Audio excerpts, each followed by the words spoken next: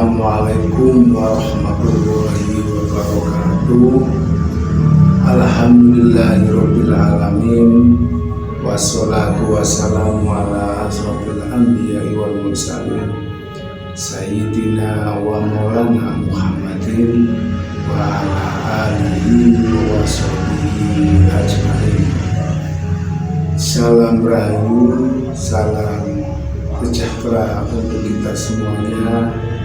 Salam, Om Swastiastu, Namo Buddhaya, salam kebajikan, Wei Tudang Bian.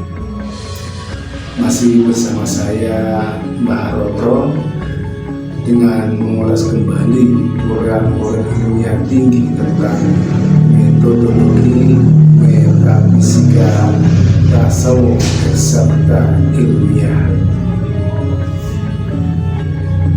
Baiklah, kali ini sedikit akan kami sampaikan bagaimanakah caranya dalam kita berpraktek beribadah kepada Tuhan Yang Maha Esa. Karena sudah kodratnya manusia bahwasanya kita diciptakan di alam dunia ini tidak lain hanya untuk beribadah. Nah, lantas apakah tujuan daripada ibadah kita yang kita tujukan ke hadirat Tuhan Yang Maha Esa? Karena meskipun kita tidak beribadah pun, Tuhan tetaplah Tuhan. Seandainya semua manusia di dunia ini tidak beribadah pun, Dia tetap Tuhan. Artinya ibadah kepada Tuhan itu bukan hanya sekedar perintah oleh Tuhan, tetapi ada suatu kewajiban yang mesti kita jalani. Sebagaimana dalam suatu ayat, Inna lillahi wa inna ilaihi raji'un. Sesungguhnya kita itu berawal daripada Allah Ta'ala dan hanya kepada Allah Ta'ala kita akan kembali. Artinya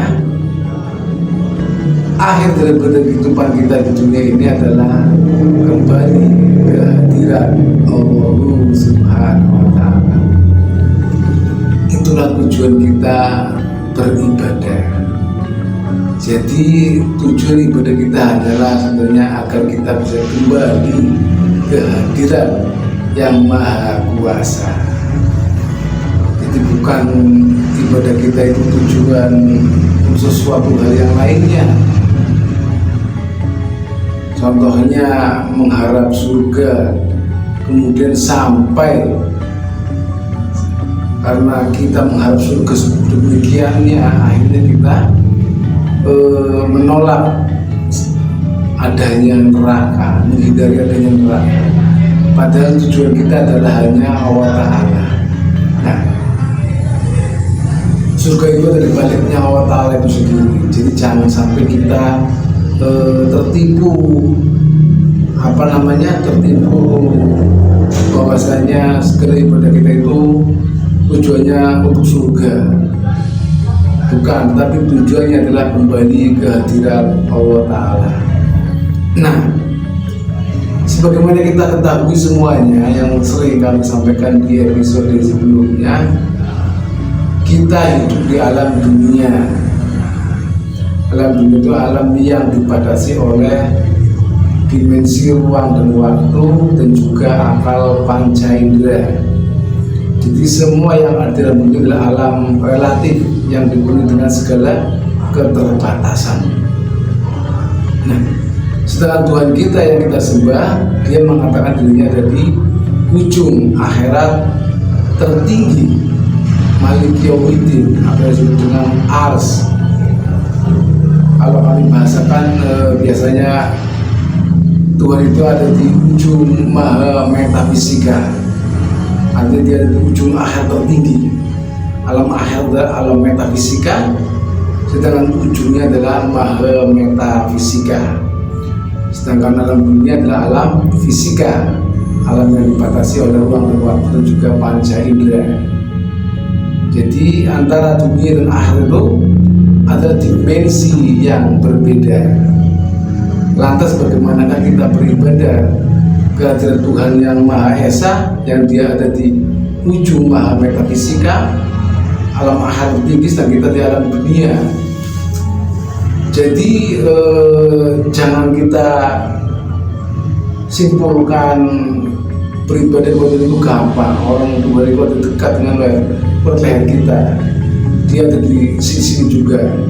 Nanti dulu Nabi Muhammad saja, beliau untuk mengenal akan Allah Ta'ala, berhampir akan Allah Ta'ala, beliau mesti melewati perjalanan mi'rajnya melampaui alam dunia hingga alam-alam akhirat. Itu beliau. Sedangkan Nabi Muhammad itu adalah sebagai sosok contoh, panutan, uswatul hasanah. Jadi mestinya kita pun harus meniru, karena beliau adalah sebagai contoh, panutan, suri tauladan yang mestinya kita ikuti perjalanan kerohaniahannya. Itu yang disebut dengan ahli sunnah wal jamaah, mengikuti segala nampak jelas perjalanan Nabi pada saat beliau mi'raj, kemudian sampai dengan menjalankan visi misi, yaitu menyampaikan ajaran risalah kepada umatnya. Nah, kembali lagi di sini kita di alam dunia, sedangkan Tuhan kita ada di ujung akhir tertinggi, yang di maha metafisika atau ars atau ujung akhirat tertinggi. Yang ini adalah bertolak belakang antara dunia yang relatif dan alam akhirat yang mutlak. Nah, itulah kenapa dalam kita beribadah menuju Allah Ta'ala itu tujuannya adalah kembali ke hadiratnya. Karena kita di alam dunia, sedangkan Allah Ta'ala ada di ujung akhirat tertinggi. Mestinya ibadah kita itu tujuannya hanyalah Allah Ta'ala itu sendiri, yaitu kembali ke hadirat Allah Ta'ala, ilaihi raji'un, bukan yang lainnya. Karena apa? Alam metafisika, alam akhirat, alam yang tidak terbatas oleh ruang dan waktu, unlimited, undimensi, unskripsi, juga infinity mutlak. Ini adalah alam yang tidak pernah terukur, terdefinisi atau terdeskripsikan. Yang ini adalah la harfin wala bisawti, tak berlafal juga tak berhuruf. Jadi di sana tidak ada nama kata-kata, jadi tidak ada sedikit pun yang terbesit atau terlintas dalam bayangan kita manusia. Jadi seandainya ada alam akhirat yang masih terlihat oleh bayangan manusia, pasti itu bukan akhirat, itu pasti adalah angan-angan kita sendiri. Karena alam akhirat adalah alam yang tidak pernah terlintas oleh bayangan makhluk. Nah, tetapi diceritakan dalam kitab suci itu ada berbagai contohnya, itu analog saja, analog. Nah, ini adalah bagaimana cara berpraktek ibadah semua umat manusia dalam menuju Tuhannya yang ada di ujung akhirat tertinggi. Tuhan di alam dunia pasti ada namanya, sedangkan di ujung akhirat tertinggi itu tidak bernama. Makanya Tuhan itu Esa, mewakili dari semua nama agama yang ada di dunia. Jadi Tuhan kita adalah Esa sama yang di ujung akhirat tinggi. Sedang masuk di alam dunia ini terkenal dengan nama yang berbeda-beda karena dipengaruhi oleh ruang dan waktu, zamannya rasul utusan masing-masing, sehingga namanya pun berbeda-beda. Akan tetapi ujungnya yang di akhir tertinggi adalah dia juga. Jadi jangan sampai kita semua itu terdogma, terkotak-kotak bahwasanya Tuhan kita itu berbeda dengan Tuhan agama keyakinan orang lain. Nah, itu sama saja kita sendiri telah mengakui bahwa kita telah mengakui ada Tuhan selain Tuhan kita. Padahal Tuhan kita itu sama, Tuhan dia juga. Tetapi sebutannya di alam dunia ini berbeda-beda karena dipengaruhi oleh ruang dan waktu dan zamannya rasul masing-masing. Nah, ini adalah tentang praktek tarekat Naqsabandiyah Kholidiyah Nusantara.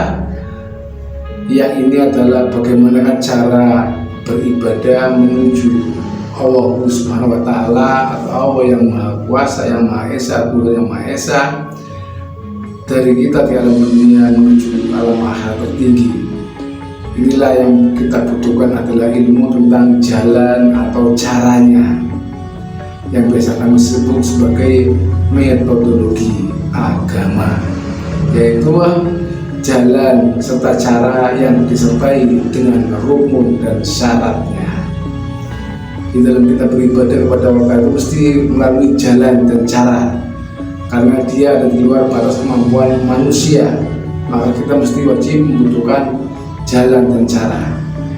Kemudian rukun dan syarat. Untuk bisa melampaui alam dunia menuju alam akhirat, kita mesti melewati rukun dan syarat. Yang pertama, jelas antara alam dunia dan alam akhirat itu dibatasi oleh ruang kematian.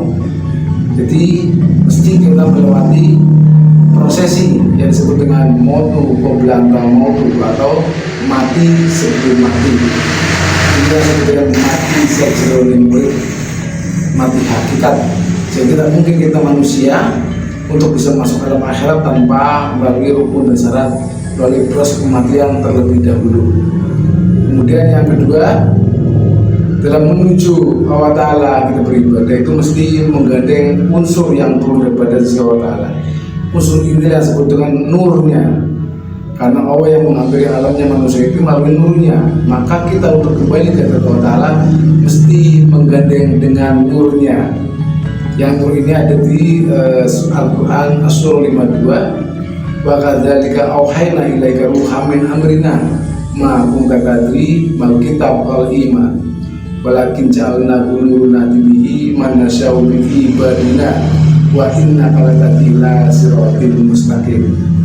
Jadi tidaklah orang disebut dengan beriman tanpa melalui atau menggandeng mendalamkan unsur nur, yang ini adalah nur iman dan nur kitab As-Surah 52. Nah, nur ini pula yang disebut dengan unsur mutlak, karena manusia yang relatif menuju Allah yang maha mutlak mesti mengenai dengan unsur yang turun bersama terhadap unsur mutlak itu nur. Ini juga ada di Al-Quran Ar-Rahman 33 bahwasanya manusia tidak mampu mungkin bisa menembus alam akhirat tanpa dengan menggandeng kekuatan daripada Allah Ta'ala. Kekuatan Allah Ta'ala itu disebut dengan unsur mutlak, yaitu nurnya. Kemudian selanjutnya adalah mesti adaptasi di alam akhirat itu mesti beserta dengan guru, yang ini adalah guru rohani. Nah, guru rohani itu berbeda dengan guru jasmani di alam dunia, karena dia akan mengajarkan kepada kita melalui sisi ruhaniah yang diawali dengan ditanamkanlah nur iman dan nur kitab, yang disebut adalah baiat, kultivasi unsur mutlak. Kemudian kita juga akan dibimbing dalam beradaptasi untuk memasuki alam dimensi akhirat.